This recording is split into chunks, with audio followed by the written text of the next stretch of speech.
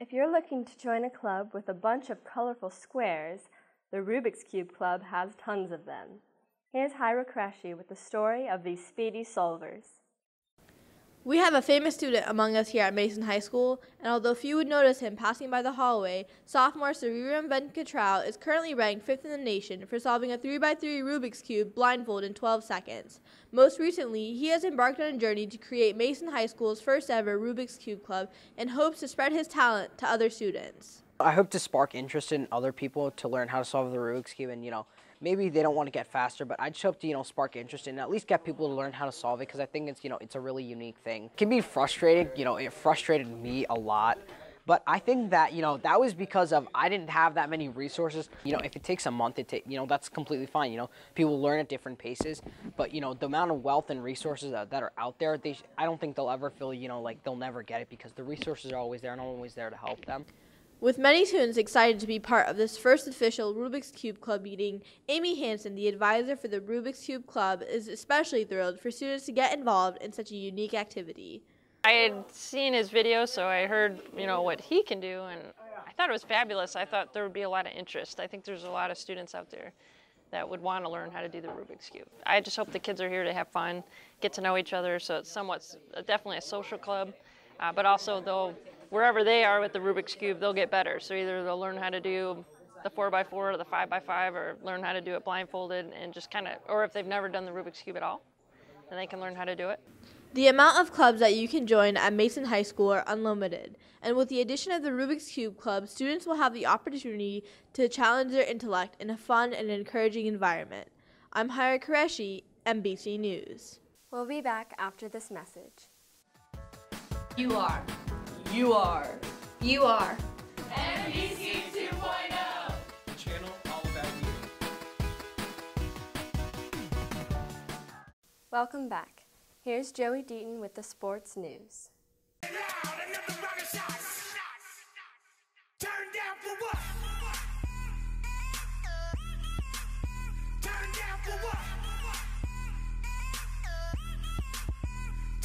Thanksgiving may be over, but one club at MHS is still chasing turkeys. The bowling club may not perform in front of hundreds of fans, but they still receive recognition for their team. Freshman Chris Algor has this cool story on the bowlers. Many people think bowling is easy. But for the members of the MHS bowling team, it is second nature. Bowling takes a high level of technique and muscle memory that is uncommon in most athletes. While most Mason sports teams are hitting the weight room, the bowling team is hitting the alley. With practices 2 times a week, they are always working to achieve that perfect game. Senior Carel Encarnacion thinks that bowling is more than a weekend leisure activity. I like bowling because it's an individual sport that I was able to make into a team sport by joining the high school team. And basically when I was little, I just moved here and I had no friends, and I just decided to bowl one year. And then I met Chris, and when I was little, I told my mom, I threw my first ball that had a hook on it. I was like, Mom, I'm a hooker now. And after that, I was like, all right, I like this sport. Due to the nature of bowling being such a unique sport, it takes an equally unique coach. The fact that it's such an individual sport means that every bowler has their own style, their own unique way of getting to where they need to get to. So it's really, you coach it as an individual. You move them around, you get them to throw their hand differently, you get them to hold the ball differently. Everybody has their own natural style. You may not see these athletes under the Friday night lights, but you can always find them in the alley working to improve their bowling game. I'm Chris Algor, MBC Sports. The Comet Skippers are making leaps and bounds in their success at the public level, including a performance in front of 65,000 fans at Paul Brown Stadium. From down on the field, here's Serena Klein. Mason High School has never been a stranger to major accomplishments. Whether it's in theater, athletics, or academics, MHS students are always ready to perform. From Bermuda to Belgium, the Mason Comet Skippers have spun from country to country, but never have they performed for an audience as large as the one that fills Paul Brown Stadium. In front of 65,000 Bengals fans sporting the orange and black, the Skippers take center stage in the NFL stadium. Just like most sports teams, the Mason Comet Skippers can face serious injuries from all the flips, jumps, and twirls they do. This can lead to a lot of dangerous situations. So there's something that not many people know about the common skippers, that we do a lot of flips and it's a lot of stress on our knees and our ankles especially. So I know that most of us on the team have had injuries or sprains or fractures. So that's definitely something that could be. With the stress of performing in front of a crowd as big as this one, the common skippers can step on the professional football field with confidence, knowing that their coach, Lori Robson, did everything she could to prepare these talented athletes. We had to prepare in various areas. We had to use a big gym and get the kids ready to figure out like what the spacing would be. Then we had to move it over into the AstroTurf over at the high school. So we were able to practice there, get a feel for what the turf would feel like. Then we transitioned down to the Bengal Stadium and actually had a practice down there before the actual big day. Not many teams can say that they were personally invited by the Cincinnati Bengals to perform at their halftime show.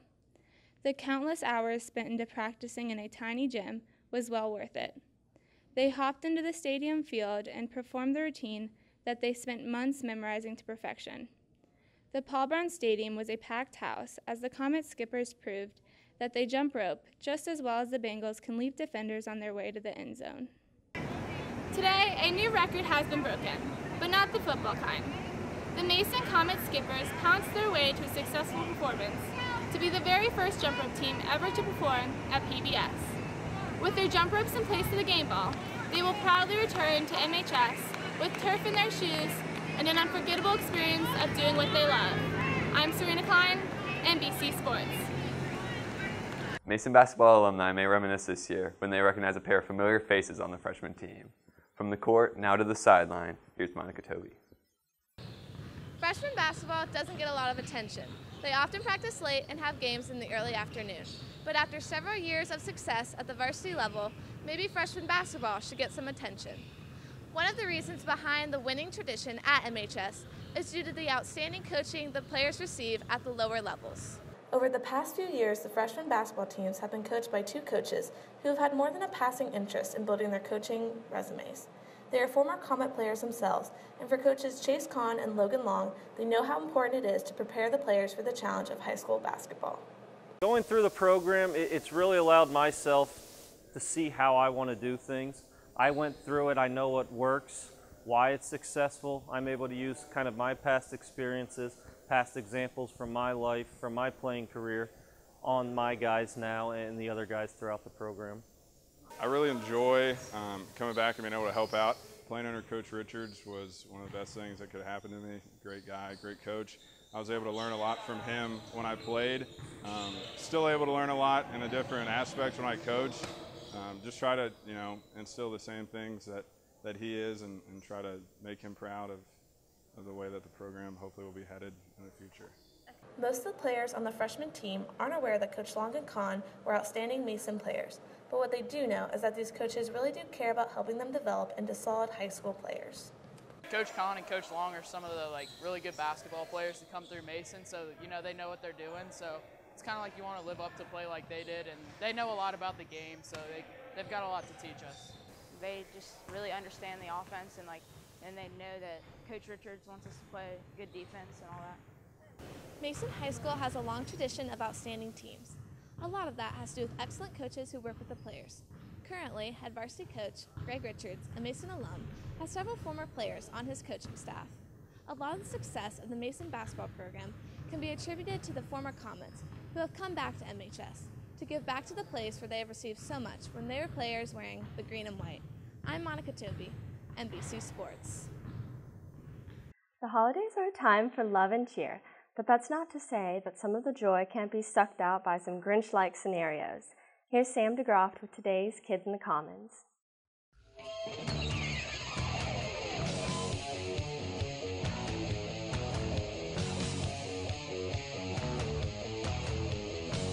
Presents and family traditions are always fun, but there has to be something that really grinds your gears about these winter months. So we ask you kids in the comments, what irritates you most about the holidays? What irritates me most about the holidays is that people who don't believe in them celebrate them anyway. That no girls will kiss me under the mistletoe. When I get my brother presents and he doesn't get me anything, it's a great feeling. That I look like I'm 12 and Santa won't give me any presents still. It irritates me when parents are always wearing red on Christmas, you know? I just love them. I just love the holidays. All my family has to come in town, and I don't like my aunt. I'm Jewish. Those stupid Christmas songs. It's so annoying. Everyone spends too much time with their boyfriend or girlfriend and they don't have time for friends. The most important thing is when it's New Year's and everybody's like, New Year, new me. He's my friend. The most annoying part about the holidays is when you get with your family, you know what I mean? And they just starting that drama. And it just be getting on your nerves, you know what I mean? Dealing with family. Have basketball practice, definitely. Thanksgiving practices we don't do at all. Ooh, when all the fast food restaurants are closed. People coming to my house and then leaving after eating my food and not cleaning up. When people call it Christmas season, it should be holiday season. Be considerate. My grandma asking me if I have a boyfriend yet. It would have to be all the people in their funky sweaters. I mean, come on, really? For most people, the holidays are a fun time to celebrate and be with family. But whether it's an unfortunate mistletoe encounter or an annoying relative, there's something about the holidays that irritates us all. I'm Sam DeGroft, MBC News. Thank you for joining us for this edition of MBC News. As always, we are committed to bringing you the news of students making the news here in Comic Country. For everyone in front of and behind the camera, I'm Emily Wilhelm.